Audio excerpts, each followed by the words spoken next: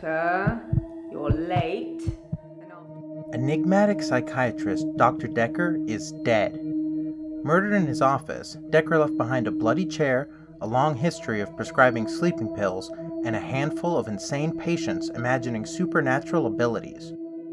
Was Dr. Dekker's madness truly infectious? The choose-your-own-adventure film seems to beg, or does the world have more mysteries to solve than just that of Dekker's murder? Both. The answer is both. Over one blur of a week, the player continues therapy sessions for a surprising number of live-action patients. Nathan, played by Dom Lister, struggles with depression and repeating days. Toxically magnetic Mariana, played by Ashlyn Diath, suffers from what she thinks are anxiety-induced blackouts, always ending by the sea. Grief-stricken Dekker assistant Jaya, played by Bianca Beckles-Rose, holds more sway over the practice and your position than it first seems. The UI suggests enough questions to make it through the week, but the real hook is the ability to type in questions.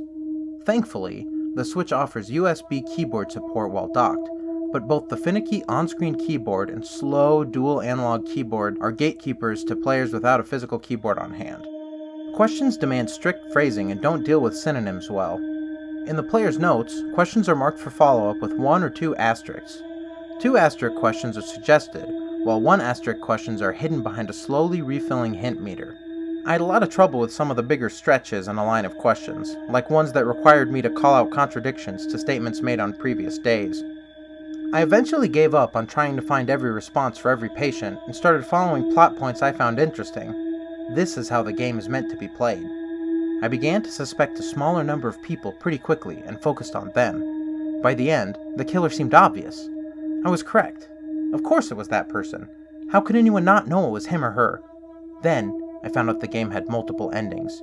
Each forum I scoured was full of posts as sure as I was, only with very different conclusions. Patient Professor Warwick, played by John Geiler, warned me of the power of quantum gambling, or the ability to shift to a more desirable dimension if the stakes were high enough.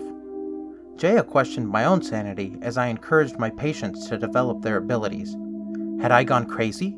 Did my own confirmation bias shift us to the timeline in which my prime suspect was, in fact, the killer? I conducted sessions in my office. Each patient took their turn on a sickly green couch. Shots were uneasy, sometimes cut close on a knee, hands, or the very face of insanity.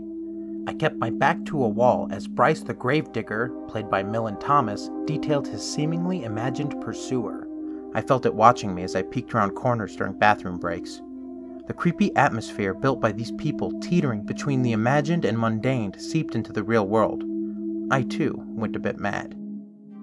Listing actor names in a game review may seem odd, but the infectious madness of Dr. Dekker is more performance than gameplay. Of course, anyone looking for a fast-paced shmup should pass, but fans of narrative-driven interactives should schedule a session with Dekker. Just remember to bring a USB keyboard, or you might go a bit mad yourself.